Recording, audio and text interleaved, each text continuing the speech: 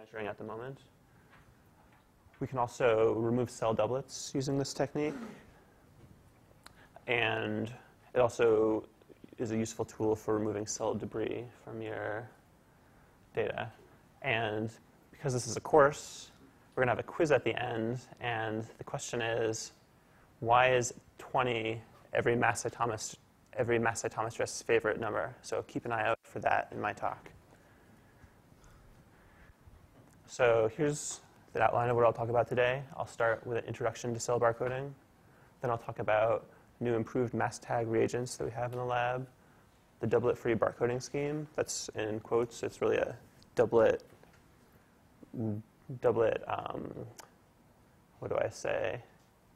reduction barcoding scheme. And then at the end, I'll talk about the automated deconvolution tool. So, introduction to cell barcoding.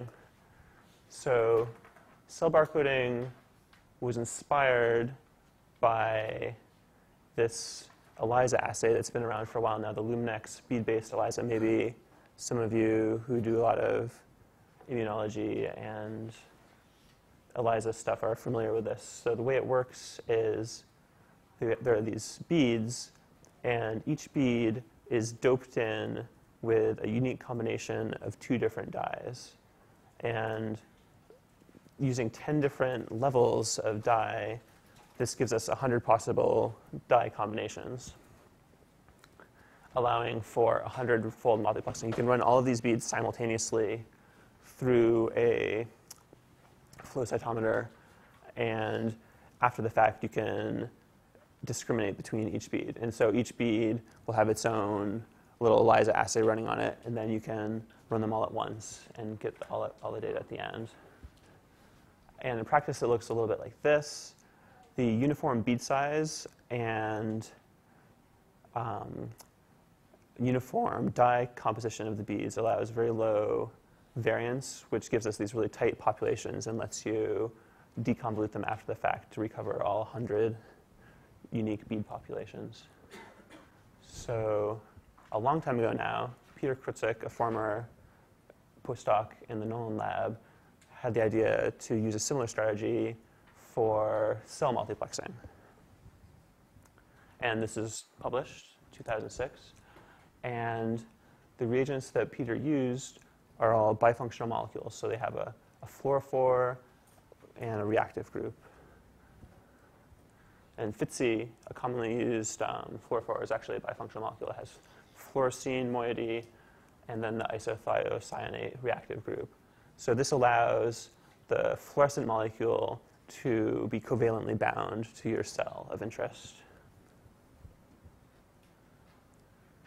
Commonly used fluorophores for cell labeling reagents are the Pacific blue and Pacific orange dyes, elixifluor dyes, dialite dyes. Basically any fluorescent molecule that you can attach a reactive group to will work for fluorescent cell barcoding. Reactive groups that we use include NH esters, maleimides, isothiocyanates. These all work well. So here I'm showing a scheme of the common workflow for using fluorescent cell barcoding. So imagine we have 3 samples similar to the phosphofluid course test experiment that we all did yesterday.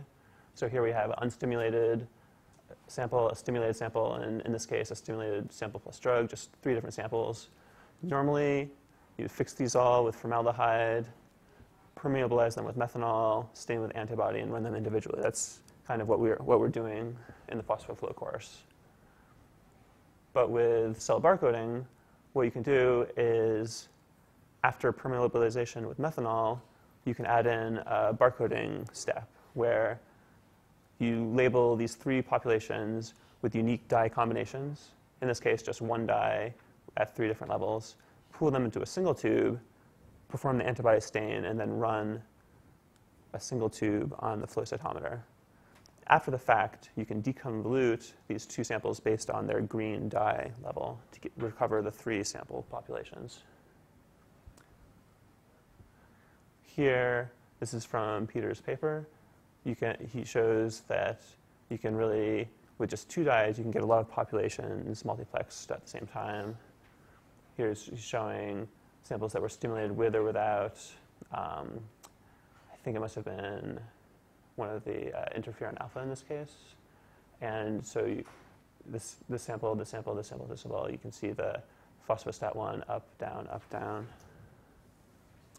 And using 3 dyes at once, he was able to multiplex an entire 96-well plate. So fluorescent cell barcoding reduces antibody consumption, reduces sample acquisition time, eliminates tube-to-tube variability and antibody staining. But there are some disadvantages.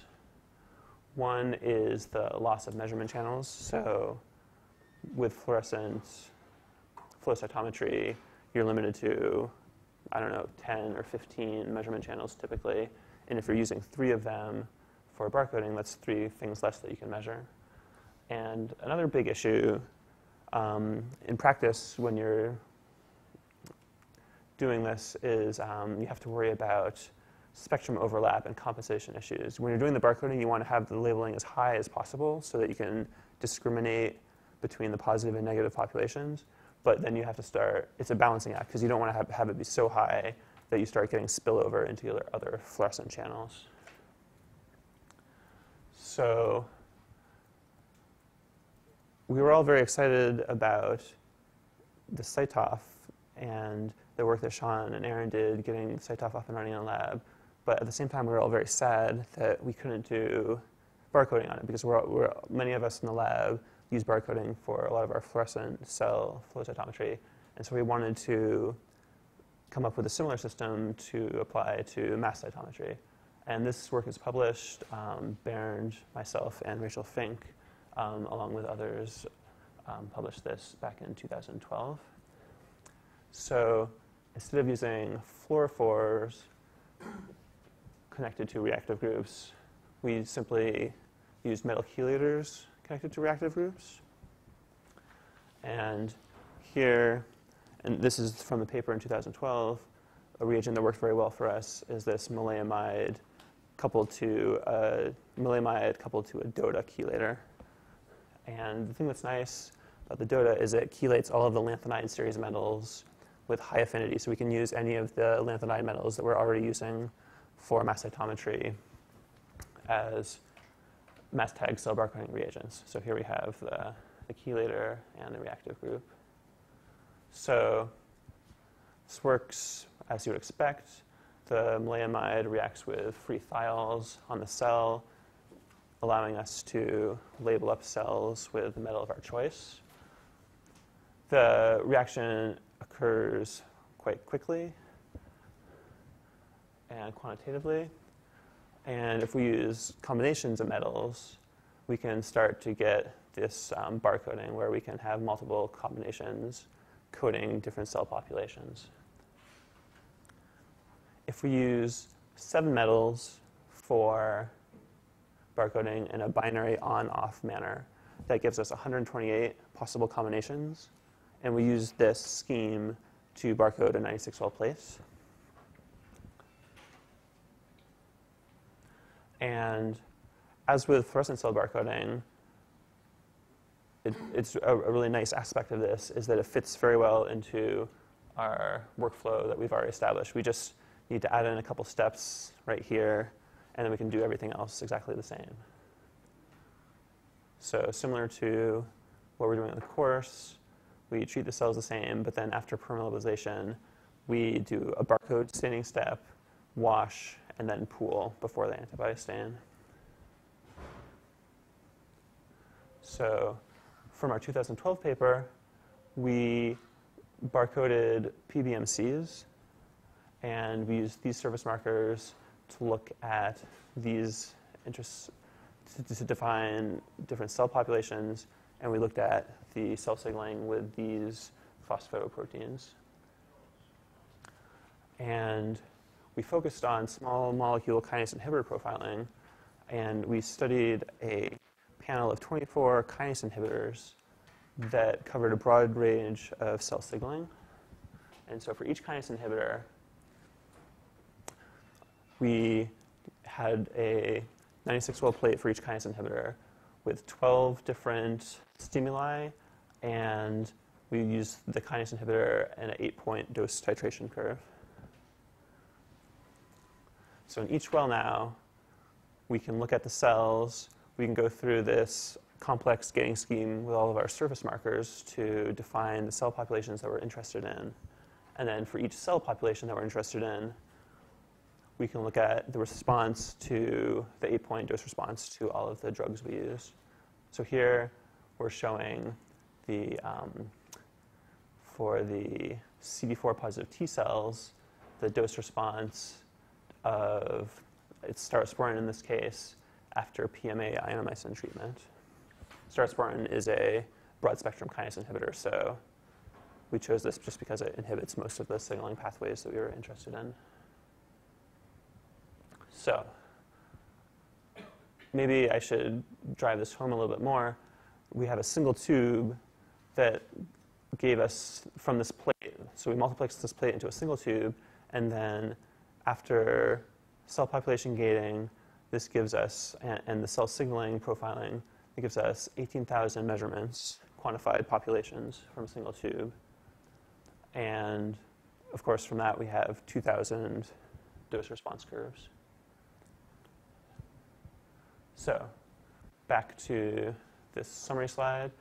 With the mass tag cell barcoding, we have reduced antibody consumption, reduced sample acquisition time.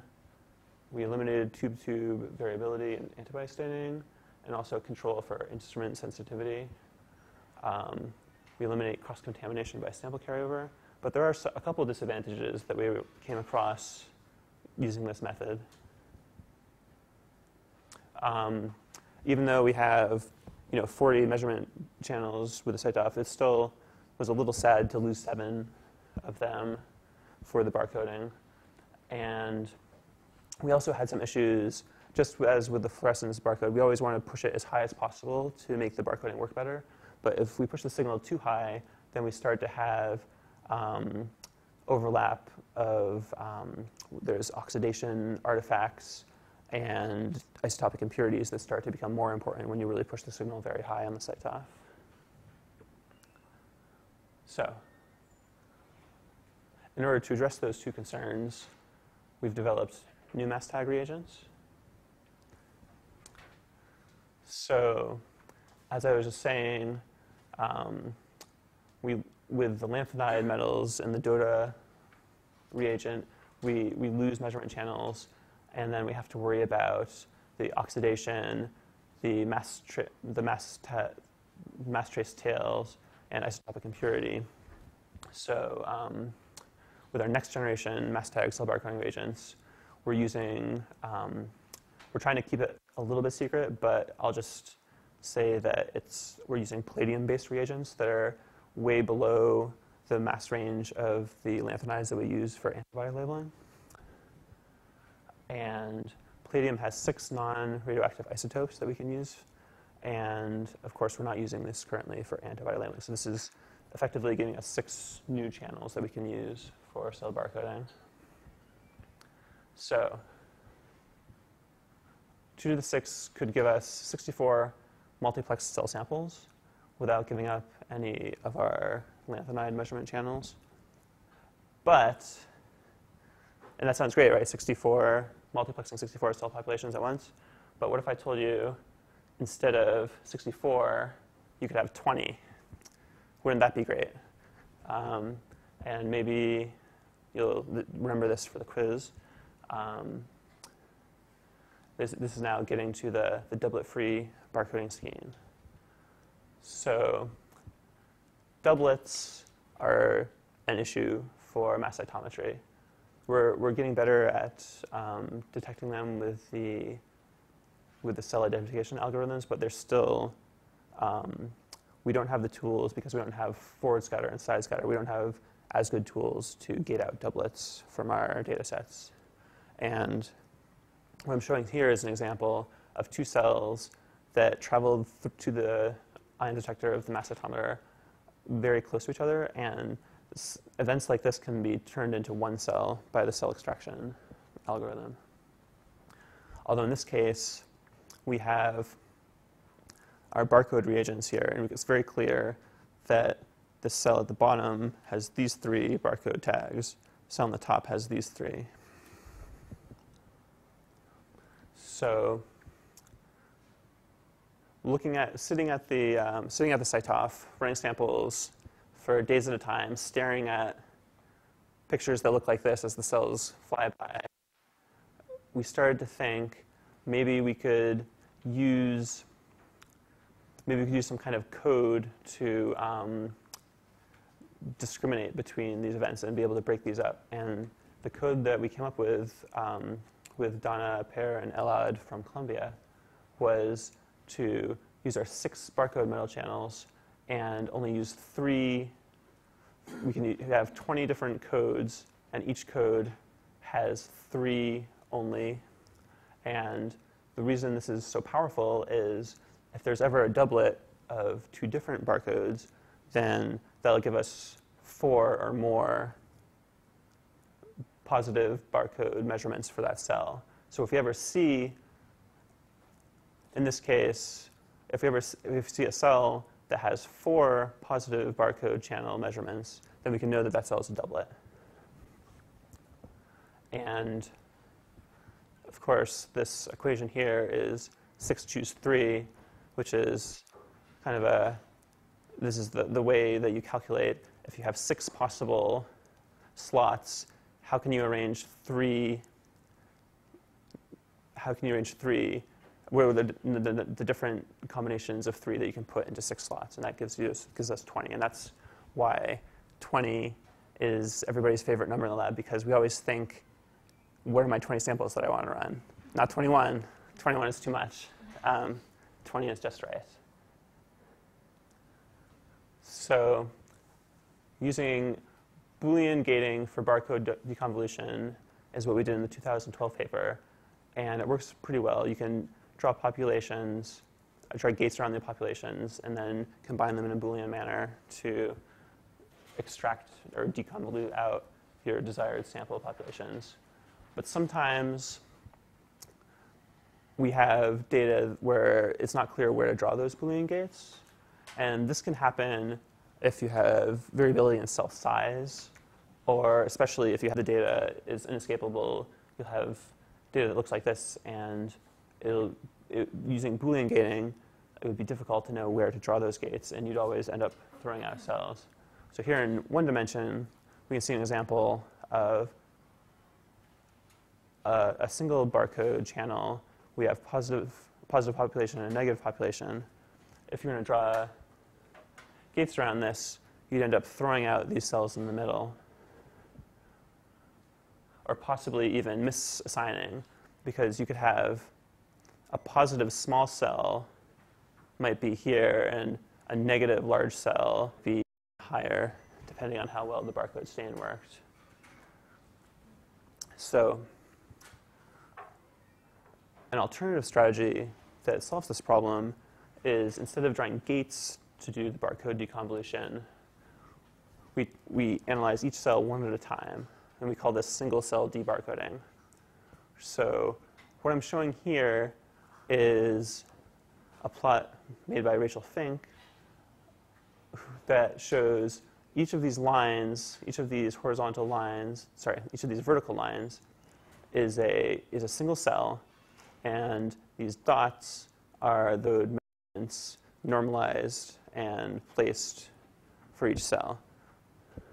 So if we look at this cell here, we can see these are high. These normalized barcode measurements are high. These are low. So we can confidently assign this cell to this particular barcode. And we can go through one cell at a time and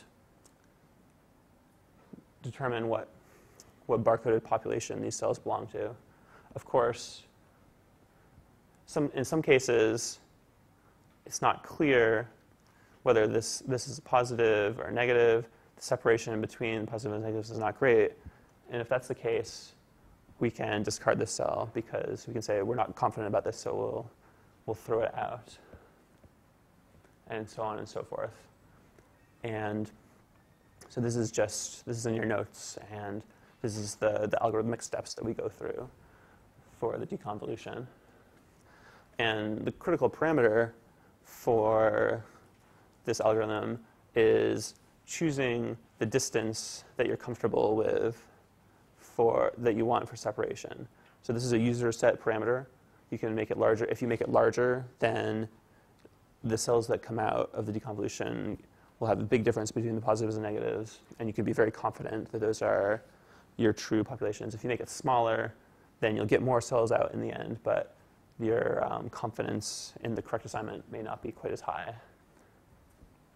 So this plot is showing, so we have 20 populations here, 20 barcoded samples, and this plot is showing the number of cells recovered after deconvolution versus the separation that I just showed in the previous slide, separation between the positives and the negatives. So if you have a separation of 0, you recover 100% of the cells. They'll all get assigned to one of the 20 populations. And if you increase your distance cutoff, then you will, as I said, reduce the number of cells recovered. But these cells that you do recover, you'll be very confident that they are, in fact, the cells that they're assigned to. Usually, in practice, we try to set our cutoff, make it as high as possible before we start to see significant cell loss. But this is, of course, you should look at your data and decide, based on the barcoding stain that you see, where you think the best cutoff is. One thing that we do a lot for validation is these checkerboard tests. So we take two cell populations. Either it can be stimulated and unstimulated, or it can be two different cell types. But we arrange them into different patterns of 20, and then we perform the barcode stain on these cells. And now, this data set is actually from a checkerboard data set. And so we're going to zoom in on this section here. And I'm going to show you. So here, this is that plot zoomed in. So the number of cells recovered versus the distance cutoff that we use. And up here, what I'm showing is if we go from 0.2 to 0.4, and we increase that distance cutoff just a little bit, what are the cells that we throw out when we increase that distance cutoff? So here, the cells that we're throwing out are not really, don't really look like much, so this is probably good that we're throwing them out. But as we get up higher and higher, we start to see the patterns emerging. So here, as we're going from 0.1 to 0.12, normalized distance cutoff, you can see that these cells that we're throwing out now are all fitting very well the pattern that we arranged the cells in. So this suggests to us that a distance cutoff for these, at least for these cells, of around 0.1 is appropriate, because if we go lower, we're starting to see garbage, things that don't make sense. But as we go higher, we see these cells are all correct. So another kind of nice side effect of doing this debarcoding by a single cell algorithm is that it just helps get rid of what appears to be debris in the CyTOF data. So this is an ungated plot of DNA versus cell length for the cells in that experiment. And usually we draw our gate around like this to clean up our cell events. And this is just low DNA events. Usually we consider this debris. Just by applying the single cell debarcoder to this data set, this is the cells that come out. So it looks much more like things that we think of as cells. And these are the cells that are discarded. So all of this debris, this low DNA cell events are discarded, as well as some cells up here that are most likely doublets. So finally, I'll talk about our automated deconvolution tool. This will become available upon publication of this work, which will hopefully be soon. So, and this is all put together and done by Rachel Fink. So we have a MATLAB executable file that gives us this nice GUI interface for performing the deconvolution. You can see this plot that I was just showing to help you choose their distance cutoff. And you can also look at the cells individually to see the separation between the barcode channels. And there's lots of other views that you can help to choose your parameters, including biaxial plots of the barcoded samples. And so this is a standalone MATLAB MCR executable, which means that you can download it and run it on a Windows or Mac computer without having MATLAB installed.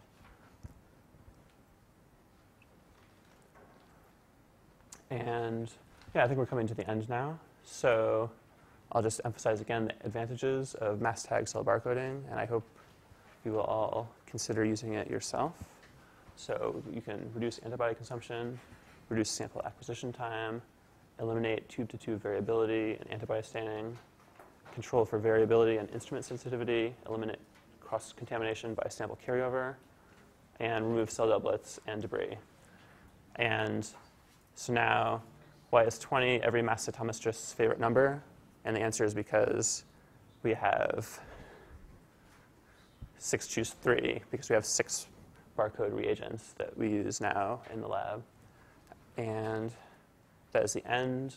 I'd like to thank especially Gary, Rachel, and Bernd. And I'd also like to thank Greg, who's been helping a lot with the development and optimization of the barcode reagents.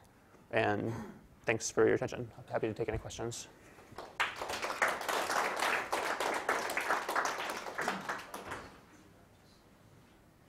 Yes? All right, I got confused. So the single cell barcoding, when you're setting those cutoffs, Yes. you're normalizing to what? Okay, yeah, I kind of... Slide back where you've got this normalized barcode level. Right. So what it's pretty simple. I glossed over it. So in a plot like this, Yeah. so when we have our barcoded data set, we have typically a negative population and a positive population. And so we just normalize, so the median of the, well, it's not, this isn't exactly how it is, but you could consider it the median of the negative population becomes 0, and the median of the positive population becomes 1. Okay. So that's here. And that's using the entire population. So in general, the values will fall between 0 and 1. And then for each cell, we say, we look for the greatest distance, first of all. What is the biggest gap in the data? And then we say, how great is that gap? And so in this case, this looks like it's about 1.5. And so depending on how you set it, you could either say, yes, this gap is 1.5, so we're confident that these are the 3 positive and these are the 3 negative.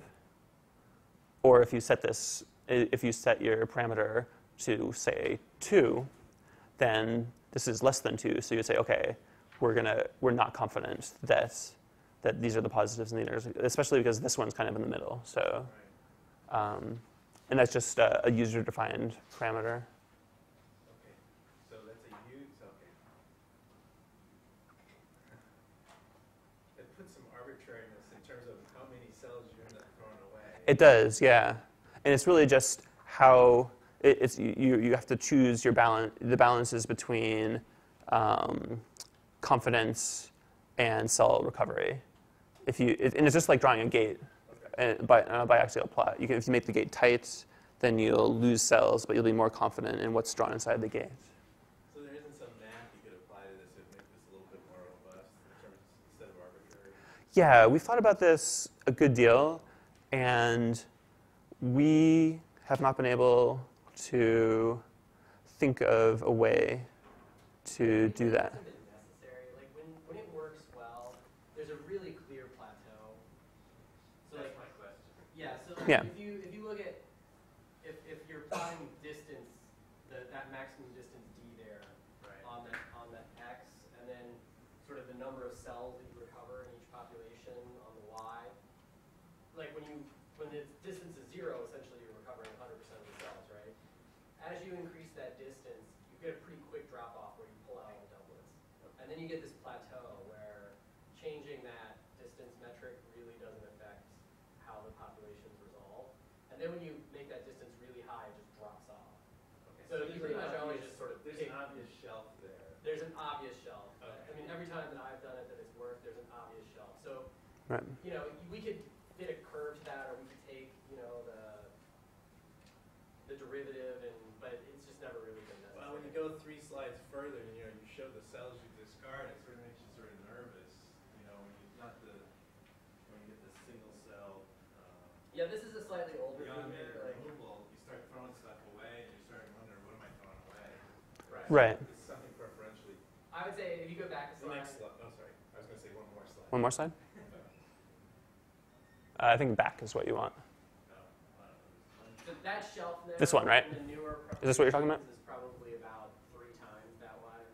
No, it's the one that had sort of the comparison with the raw, the debarcoded and the discarded. Oh, right, yeah. See, this one may be Right. Well, so here, these are likely all doublets that we want to throw away. or bigger cells. No, if they're bigger, then well, it shouldn't work that way. If they're bigger, then they'll have high signal for their positive barcode channels and then low. It'll still be back. Okay, Yeah. the normalized one. Right, exactly. And that's why the normalization is important. All right, I got it now. Yeah. In practice, you resolve, like, depending on how you run, right? But if you run very carefully, I have sets where I'm resolving, like, I can correctly assign 99% of the cells.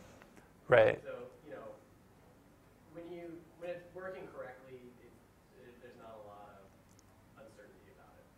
So just as a practical thing, if you're running quickly at 500 cells per second versus 100 cells per second, Big difference. Exactly. Yeah. Big difference. Yeah, I should have mentioned that. So if you run, usually, I don't know what people in lab, everybody's a little bit different, but usually if you really want to avoid doublets, usually running around 100 or 200 per second it'll help more than this tool to eliminate doublets. It's just running slower.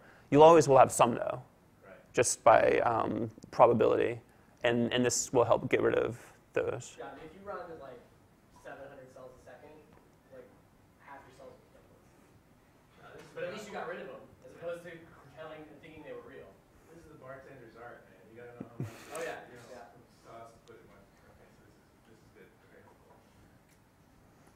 Okay. Yes. Eliminating tube variability is obviously good, but how do reviewers respond when you're like, I did my whole paper in 1 tube?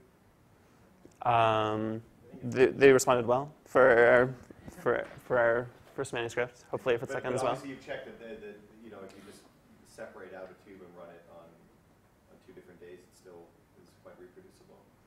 So if we take the same tube, split it in half, Yeah. and run one tube on the next, well, that gets into more of the bead-based normalization that I think Rachel will be talking about later today.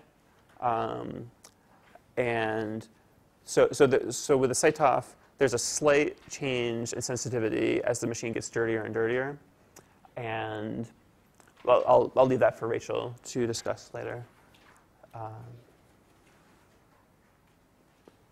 right, great. Thank you very much. And I think now we have a coffee break.